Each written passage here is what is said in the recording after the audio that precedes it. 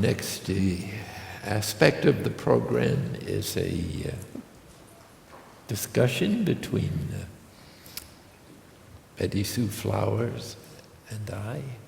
I think they build it as a Q&A, which means I have the questions and you have the answers.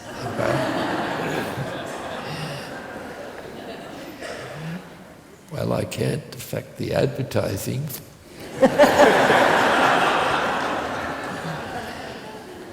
Perhaps I will have some influence on the content. So please start if you have thought of a question. I do have questions. You talked about the symbol of the cross, and I'm thinking of two things that Jesus said that seems something of a paradox, at least on the surface, to pick up your cross and follow me. And the cross is such a heavy burden of such a symbol of suffering. And the other is, my yoke is easy and my burden is light. And how do you put that together? Well, I suggest you look at the cross for a while. Maybe it'll come to you. I understand. My understanding is pick up your cross is an invitation to identify with the cross, that is, to accept your human condition, whoever the hell you are, with your anguish and misery and mistakes and all that. In other words, pick up your cross implies whatever accompanies you on your journey to transformation. So that's why the cross is so powerful. A friend of mine who's a Zen master, he knew nothing about Christians, but when he saw the monks at Spencer, where I was abbot, making the sign of the cross at Mass and so on, he said, if you make the sign of the cross a few hundred times a day, it'll only take you about 3 years to be enlightened. That's what he said. The cross appears in somewhat different terms in the Buddhist tradition too. It's really a very universal human archetype and symbol. So that would be just one way of looking at it. To pick up your cross and follow Christ is to accept the human condition as you experience it. That is, your temptations and problems and weaknesses and failures, and that is much more powerful than success, because it's reality. That's who we really are. So how can we get any place without accepting who we are? And the other one was the burden is light. The burden is light. The yoke is easy. Yes. Well, if you don't mind, I'd like to say a word about the exegesis of that text. Learn of me, for I am meek and humble of heart. Notice, Jesus is pointing to the humility of the divine person that he is. I am meek. Meek means no dominating movement to anger and a fortiori revenge. For my yoke is sweet. So this is a symbol taken from farming in the Palestinian era that he belonged to. So unless you have ever plowed a field with oxen, you don't get it too well. Anybody here familiar with oxen? No? So we're just dumb as regards this parable, but at least I've been told that, for what it's worth, since Jesus was a carpenter, or at least a carpenter's son, he must have made yokes. So he was very familiar for them. And yokes were an important part of the machinery or technology for plowing the field. And so it had to fit the ox's back just right. So the more it was fitted to the wrinkles or humps on the back of the oxen, the more comfortable the dear animal would be, and the more effective would be the plowing. You wouldn't have to stop to keep rearranging it. So that image suggests that whatever the cross is that we're carrying, it suits you just right. Whatever you think is not important, but whatever happens is itself the discipline of the Holy Spirit.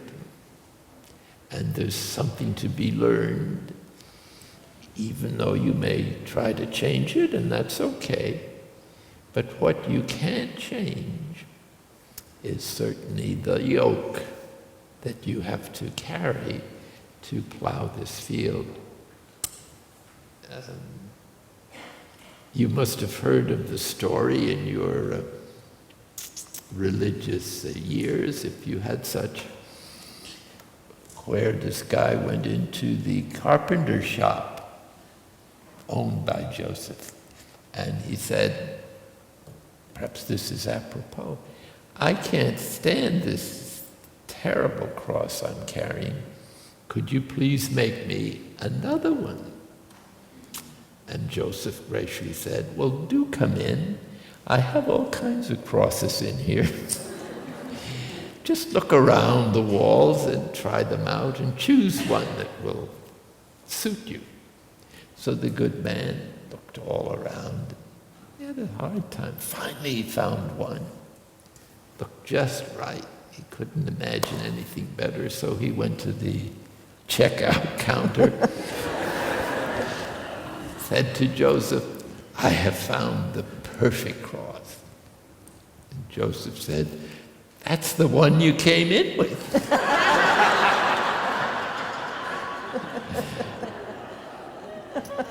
Okay. So that's all I can say.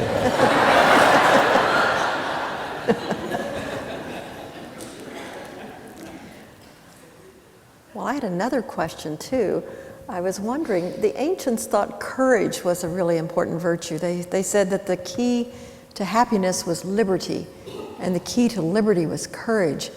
But in the Christian tradition, courage doesn't seem as important as faith, hope, love, virtues like this. But talk a little bit, if you would, about courage. Oh, yes. Well, we have to distinguish just a bit between the spontaneous feeling of courage, which is a instinctual reaction. You see it in animals, you know, the cat will back up against the wall and be ready to fight when attacked by some wretched dog. So that it doesn't necessarily represent virtue, at least from that perspective. So the word that the Christians used, which was a moral virtue, and one of the four cardinal virtues, cardinal meaning principal moral virtues, comes out as fortitude. So fortitude is the capacity to persevere in pursuing the difficult good. So naturally this is very important on a good as difficult as the spiritual journey and the transformative process.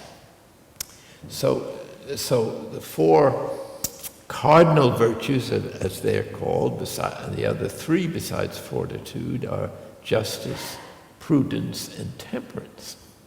So they kind of are a piece, and these virtues can be developed by practice, habit. A virtue, incidentally, is something you do habitually so that it becomes easy and delightful just because you do it.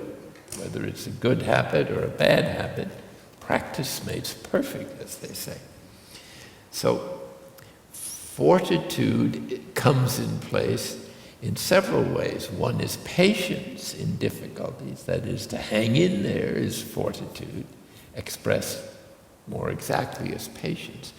And perseverance is to hang in there for any length of time. In other words, it's to stick to it. So it's it's an aspect of patience that sometimes is called long suffering. So basically, fortitude can be broken down into certain aspects, as I just did, but it consists in basically two acts. One is persevering in the difficult good to be attained, and the other is standing firm in attack rather than running away. But it doesn't consist in fighting back. Yeah. I don't think that's a virtue in the Christian scheme of things. To be firm and as you say, courageous, these are aspects of fortitude too, but perhaps those distinctions might be helpful. Prudence has sort of dropped out. I just trying to remember the last time I saw an ad on television saying, prudence, something we all want. That's an interest. I think it's and kind you of... didn't want it? You never heard of it? Oh, I've heard of it. Yeah. I had a cousin named Prudence, but I wonder, it seems to have dropped out of the vocabulary of things we talk to children about, or it's a word that's almost become inaccessible to ordinary conversation. It's interesting, yeah. It's not represented as one of the great objects of life's work. No. Maybe that's because everybody is a little stupid.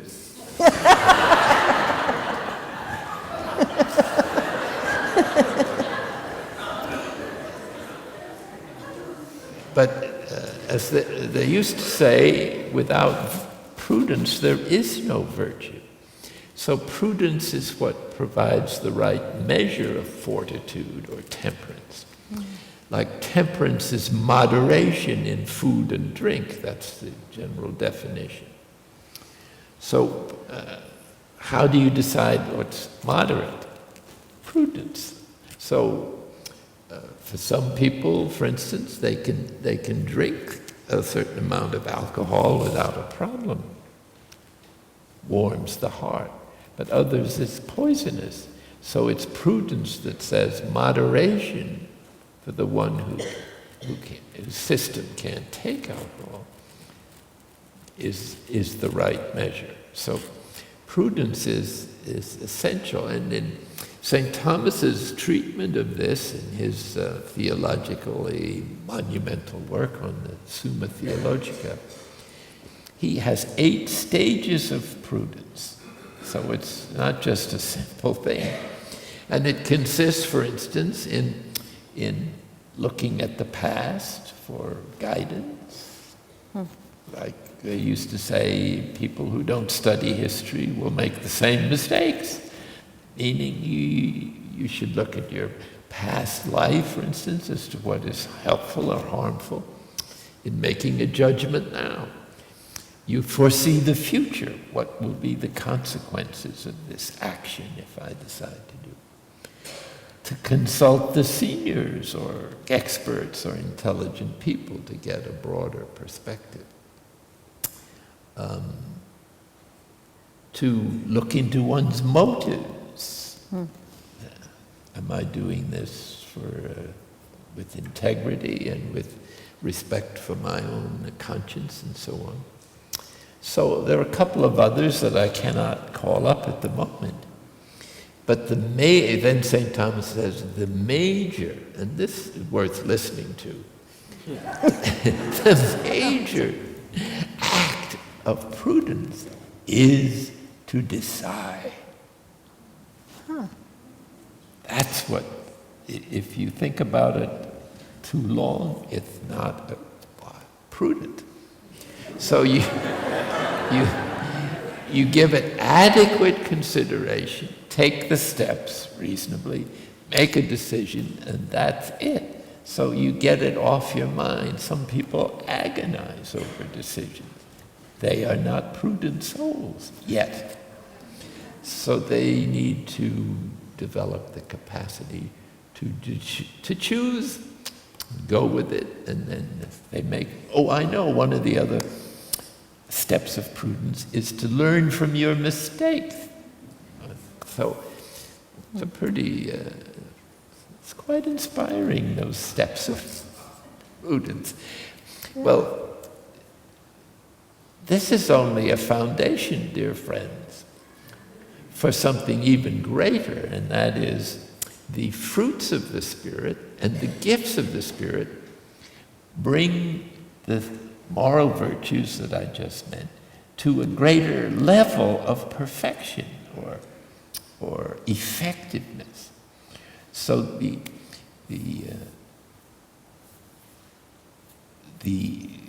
there's a gift of the Spirit. One of the Beatitudes, for instance, the Beatitudes are the expressions of the gifts of the Spirit. These are the most profound or powerful gifts that accompany the divine indwelling and the theological virtues and the infused moral virtues that come with grace, at least as the theologians have identified them. The gift of counsel is greater than prudence because it's the Spirit's nudging us or telling us or groaning within us, pointing out what to do and what not to do, always with freedom, in the most detailed of daily actions. So it's a refinement of love and very much a part of the journey to go from prudence to the gift of counsel, which is a kind of super prudence and doesn't need all those steps anymore because the Spirit prompts a spontaneous movement without reflection to do good and to avoid not good. So there's not so much agonizing or decision making. No, it's you don't have to go through all that rational razzmatazz and agony or difficulty in making a decision. It's already the movement of the intuitive level of consciousness, which is more integrated and more advanced for humans than merely rational consciousness. Remember, to have reason is not the epitome of anything. It's just a step, a marvelous one, but just a step towards higher states of consciousness and perception, of knowing and loving directly, especially under the influence of the Spirit. So the gift of counsel is not instructions, it's not a written or spoken, it's the spontaneous sense of what to do in particular circumstances, and obviously gets better with practice. You know, it sounds as if the beginning of the journey is more difficult, and as you go along it gets easier. Is that just a mistake of thought? That's the problem. Yes, it's so difficult to get started, nobody starts. It does get easier as it goes along, but it also the stakes get higher. What do you mean the stakes get higher?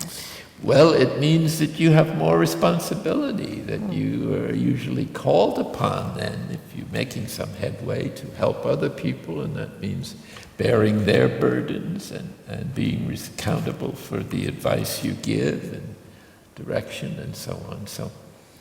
So there's an advantage of staying an animal. You could be out. No responsibility. You could be out fishing, well-deserved retirement, instead of with us. Who's fishing, please? I chose the metaphor. Yes. Oh, I see. No. You slipped another metaphor in Yes, there. I did. Yes.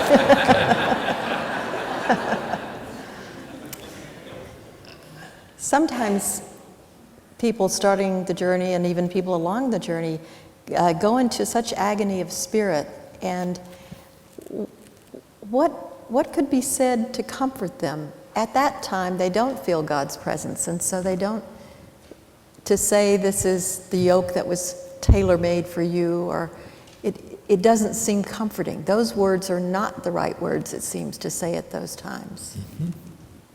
Yes, this is a dilemma. There's no question about it, that we're trying to do good and we're trying to decide in certain issues. Sometimes the choices seem to be very equal. Mm-hmm. So you kind of have a double bind. If I do this, these consequences will follow. If I do that, equally, what look like equally undesirable things will follow.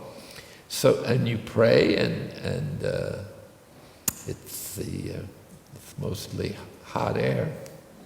Nothing seems to resonate with your efforts. So naturally, you think God is not interested, is far away, or is He going to help me, or is it going to become clear? So this is where a practice is almost indispensable. Now, it can be different things, but it's a practice of going to a source that normally refreshes you. Now, it may not be any help at the moment, but to have a daily period of prayer. As you know, we suggest 2 periods of centering prayer. You could have a period of daily lectio.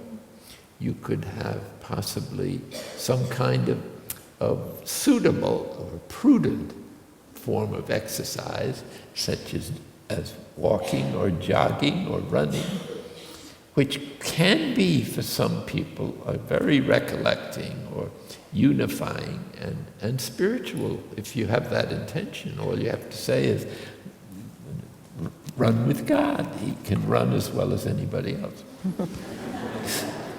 So to have some regular practice to go to every day that's easy because it's a habit, you've done it again and again, helps to clarify those difficult times and to compensate for the fact that God doesn't seem to be responding. But He's enabling you to keep up your practice, and this is what is perhaps gradually calming the distractedness of our mind, or it allows some strong emotions like anger or revenge or something to settle. And Lectio Divina, that is reading sacred texts, can be helpful if you know how to do it and do it regularly, like 15 or 20 minutes at least, of some book of scripture that really speaks to you, or maybe some spiritual writer. That's what I mean. Something you can do easily in the midst of not being able to decide important issues will perhaps help to decide. But it doesn't quite take away the uncertainty and the agony and the doubt.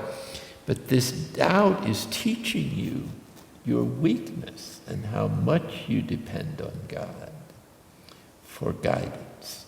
And that it begins to help you to see that even in ordinary daily life, God is working.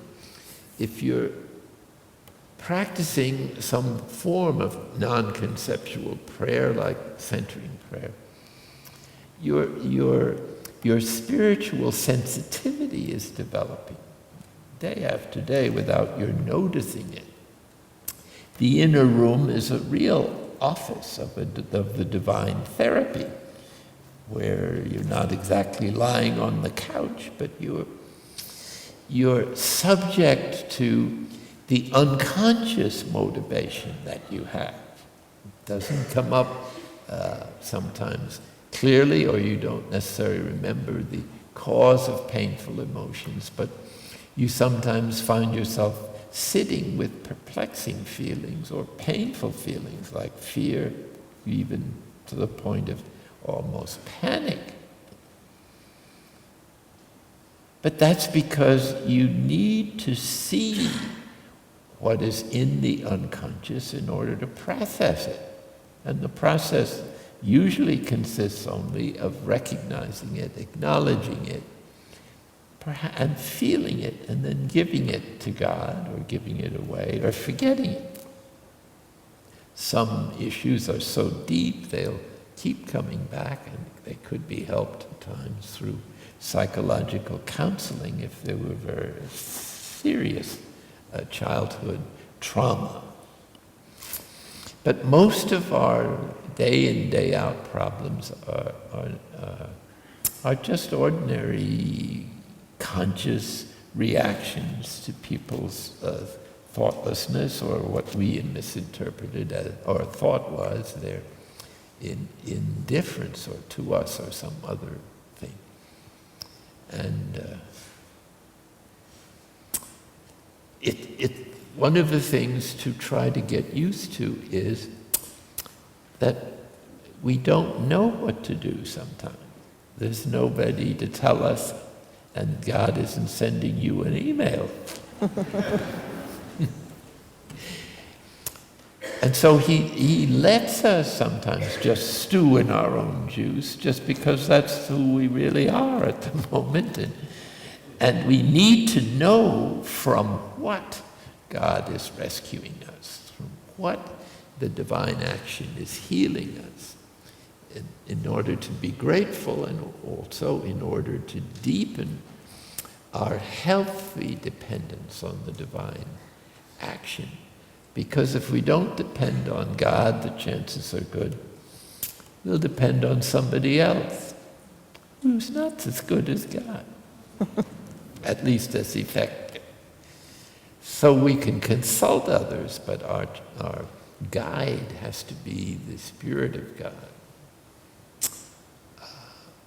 and our own conscience, that is God's reflection in our own prayer and discernment. Discernment is a kind of prudence. Some people have called it a kind of sanctified common sense. So common sense, everybody says, is very useful. But it's not sanctified. It can be very homespun, and it's good as far as it goes. But for someone on the spiritual path, there are the values that are not always recognized just by common sense. So discernment is that which perceives the spiritual values in ordinary decision-making and gives them a reasonable hearing. Can't always perhaps follow them. They have different importance or urgency. So prudence and discernment are kind of always talking together, something like the synapses in the brain that they say are always chatting about what we should be doing, or how we should respond to the latest stimuli from the senses. The main thing is to realize that God is perfectly aware of our fragility. It does not surprise him. And he expects us to make mistakes and to fail, and to sin, in fact, if you use sin in the common sense of getting in trouble with one of the 10 Commandments. The real malice of sin is in rejecting God or some conscious anger at God. There's unconscious anger at God or spontaneous anger that this God is happy to see some reaction from us rather than our usual inertia sometimes. Yeah. But we're open to persuasion even though we're angry. It's being closed off from God. That is not a good state to be in. So to be open, mind and heart and body is important. And where were we? Sorry, I wandered off. Yeah, you say that centering prayer leads to a different vision of reality, or we see reality differently. Mm-hmm. For someone who hasn't started that journey, how could that be explained? What could you say about what does it mean to see reality differently? Well, I think that's the purpose of symbols and sacraments and good literature and sacred texts. They help to awaken avenues of reflection that help us to mature the ideas that we brought with us from early childhood, which often were assimilated unquestioningly from teachers or parents or the culture. For instance, I should always get straight A's in school. Where does that come from? Not from the Gospels. It comes from a certain social status symbols that are taken for granted and that everybody absorbs them. So much so that people go into a depression if they... But you want children to try. You want them to do their best. Yes, it's a delicate balance. You don't want them to be driven the way so many youngsters are for the high excellence in everything. This is a kind of form of torment.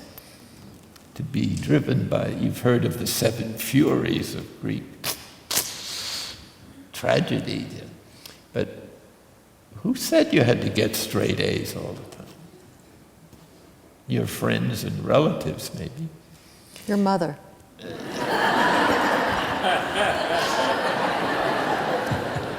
Well, she should know better.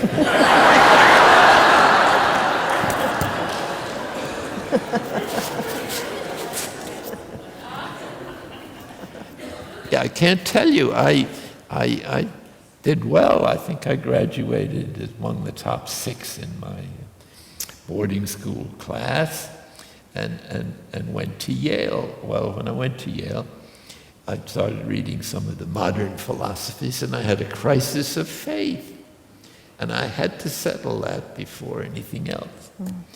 And I nearly flunked out of the blessed institution.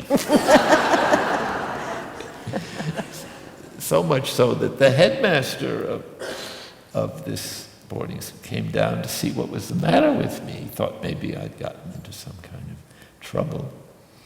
And my mother, I don't know what she thought, but she had me take a Wasserman test. Because you people don't know what that is.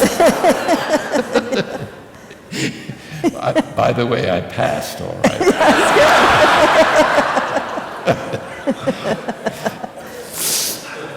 But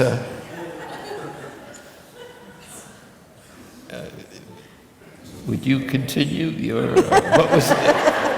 continue that line of questioning if you can? Young people sometimes veer from one side to the, okay, it's either straight A's or nothing. I'm just not even going to go to class. So mothers tend to err on the side of pushing them in the one extreme rather than letting them fall into the other.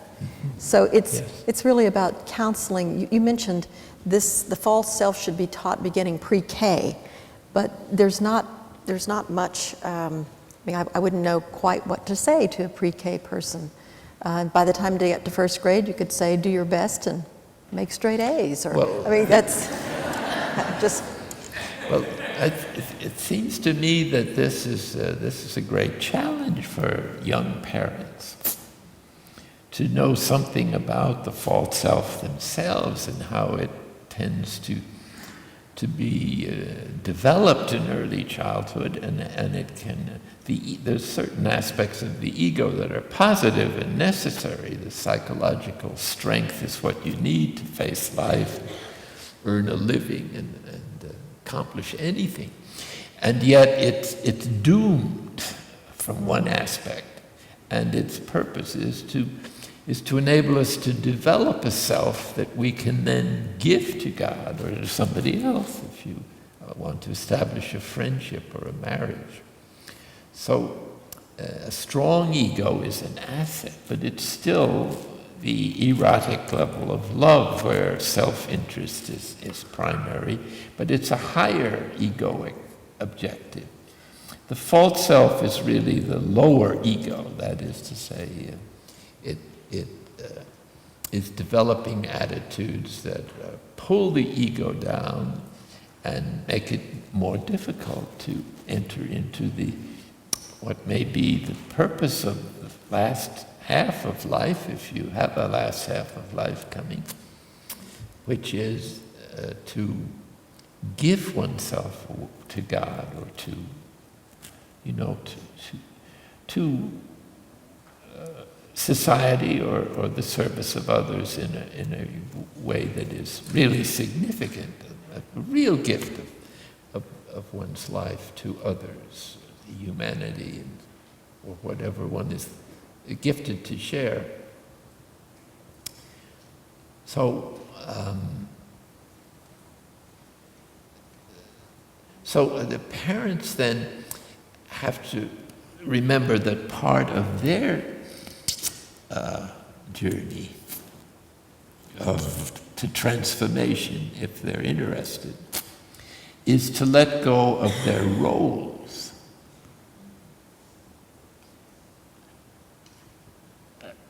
The non-possessive attitude that Jesus recommends and that characterizes the Trinity is a willingness to let go of one's over-identification with not only with one's group, but with one's thoughts, feelings, even the body. We have to say goodbye to it anyway in the process of dying. So the transformative process is dying now. This is what makes it so attractive.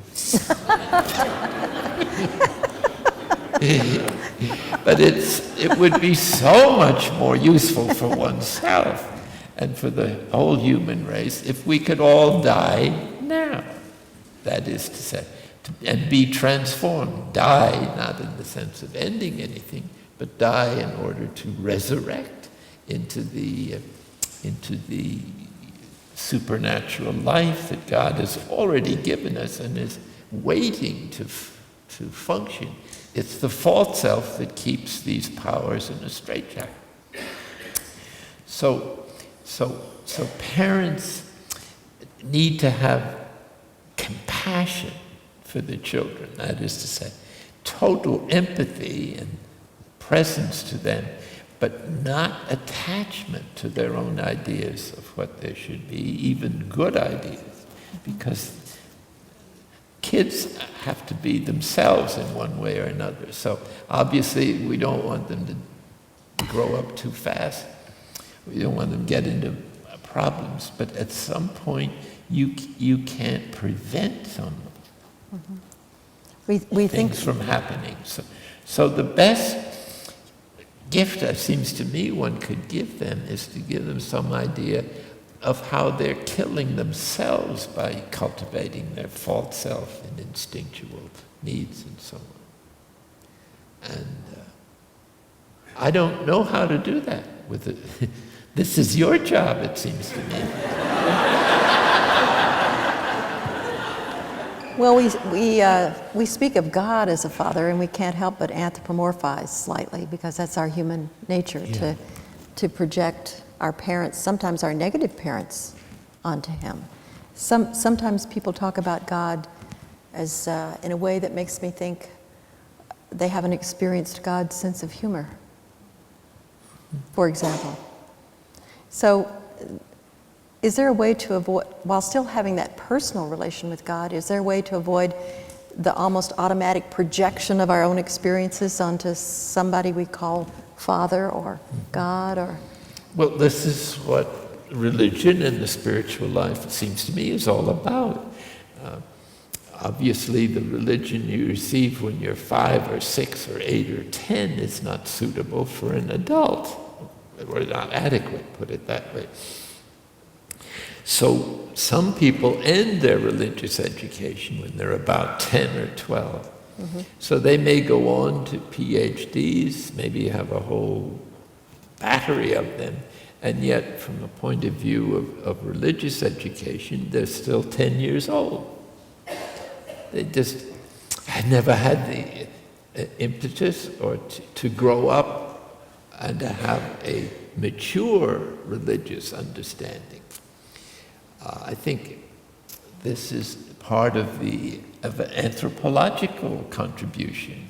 We know that each level of the human family as a whole, as it processed through reptilian, typhonic, and mythic membership consciousness, had attitudes towards the higher powers appropriate for that rather limited level of consciousness. Those are just the beginning levels of human consciousness. So since children go through the same stages, they naturally are going to pick up ideas of God that are childish. Mm-hmm. And these have to be matured or gotten rid of as we go along. Now, unfortunately, there have been periods of history, and they're still going on, in which religious instruction is inappropriate for a child. And some people are not aware that the Bible is written for adults, not children. And there are things in there that children shouldn't hear. A little difficult with the proliferation of Bibles to prevent that. But a child can't handle some of these moral distinctions between actions and thoughts. A child can be frightened to death by speaking about hell. Hell is for adults.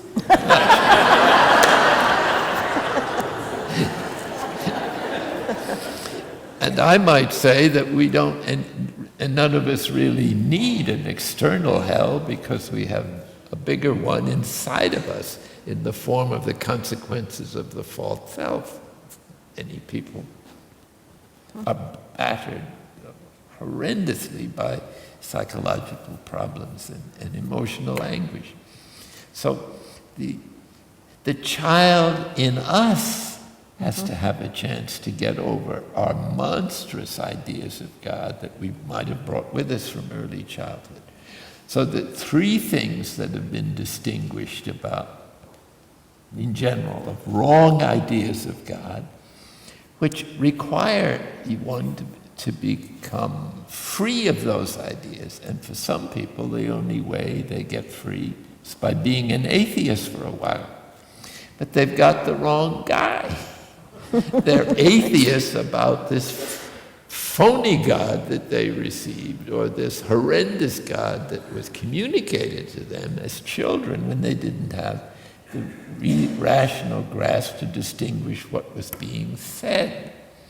And so many of the people that I know from my generation, and afterwards still, and even to our own day, think that God is like a policeman who's always on the watch to catch you in some fault. Now, he's always on the watch, but he's not a policeman. Not at all. He's on the watch because he loves you, not because he's trying to give you a ticket and earn a living from pulling you into court. Second, he's not a superior of some kind who has the right and does demand instantaneous obedience or else. And third, he's not a monster. He's not a judge who's always waiting for an opportunity to bring down the verdict of guilty without any chance to defend oneself. How can you defend yourself against this kind of God? So the idea of hell, without question, is the most horrendous sanction that anybody ever thought up in the whole of time. Now, it's certainly true that Jesus refers to it. But does it mean a place, or does it mean a state of consciousness? If it means the latter, it certainly is being experienced now in this life by some people through mental illness, or by a conscience that has rejected God and is experiencing alienation, loneliness, which are the chief consequences of sin. Is there some need for purification after death? These are huge questions. Our Eastern folks think that the best solution to that problem is to reincarnate. Well, it's a serious supposition, but it's in response to the obvious fact that some people don't seem to be quite ready for heavenly bliss at the moment of death. At the same time, there's different ways of thinking about this.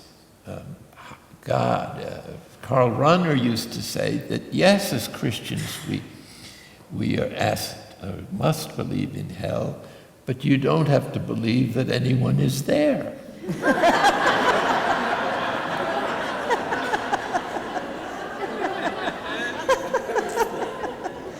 And I think that captures the conditional character of all the divine threats. Take the book of Jonas. God said, I'm going to destroy this town, and Jonah, you go there and tell them.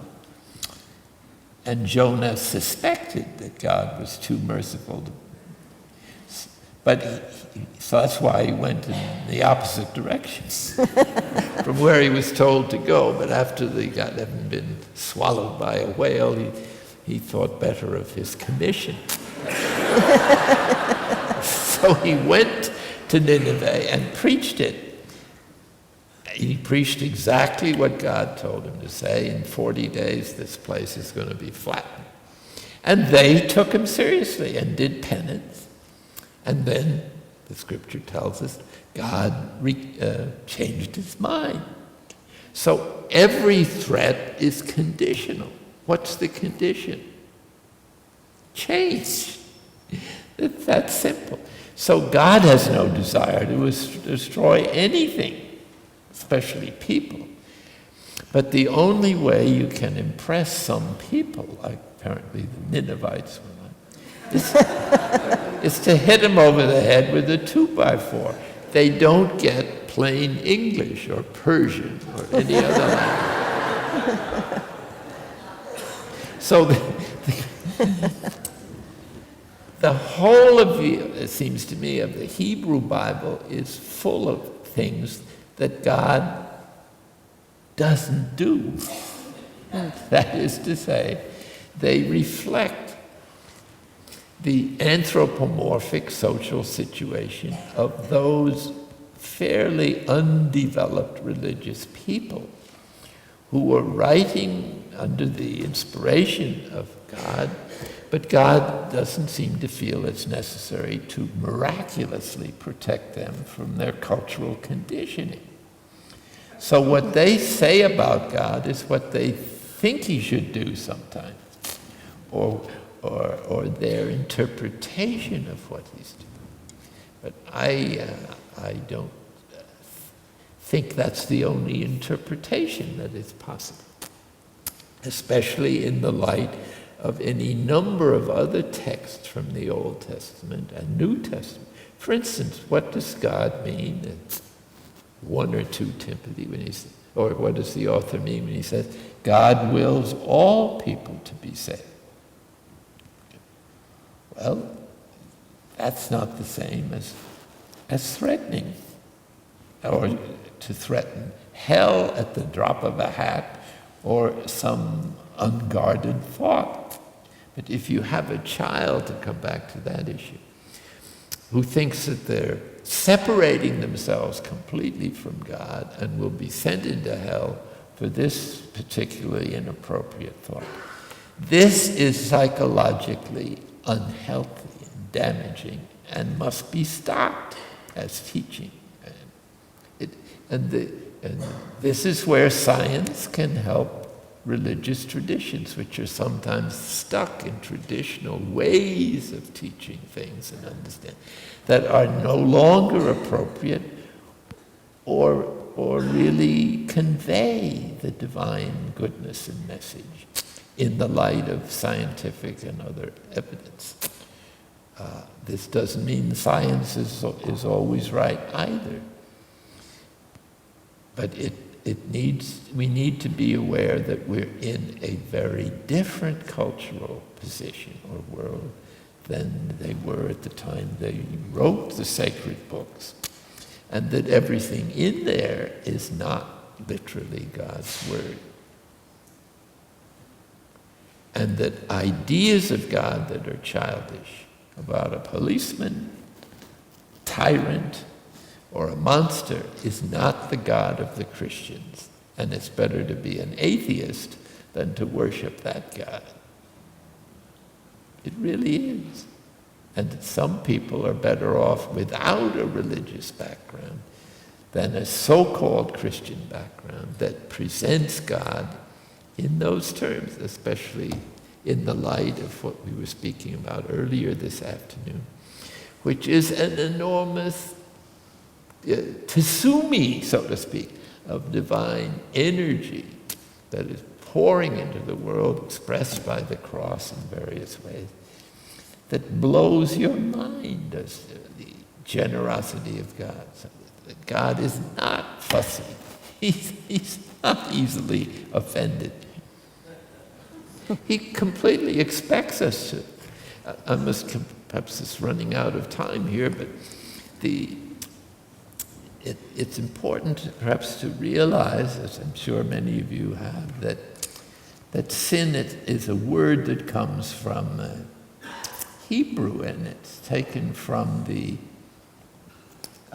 art of archery. It's an archery symbol. So to sin then is to miss the bullseye. Okay.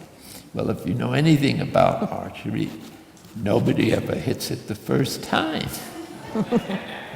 It's an art that requires the training of the muscles and the nerves and a great sensitivity to the bow and the arrow, a sense of the wind, a sense of the distance.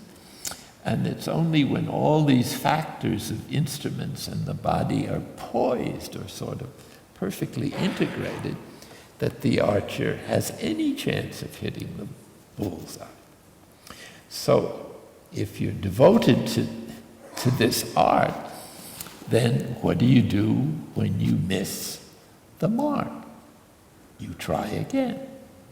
So this is the image that is the original meaning of sin, which I think has gotten heavily burdened with some later psychological aspects of different cultures that it passed through. And it's taken sin too seriously. Now, if there is, on the other hand, a reality of sin, for instance, in this image, it's one thing to aim at the bullseye and miss, another to turn and aim in the opposite. well, that guy is not sincere. I don't know what sin is for him.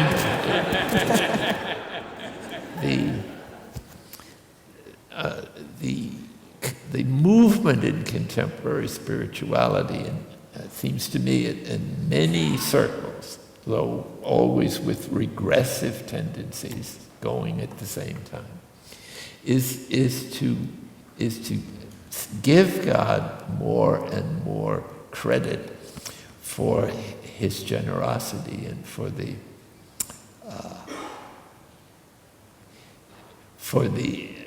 what is really needed is not to worry about sin.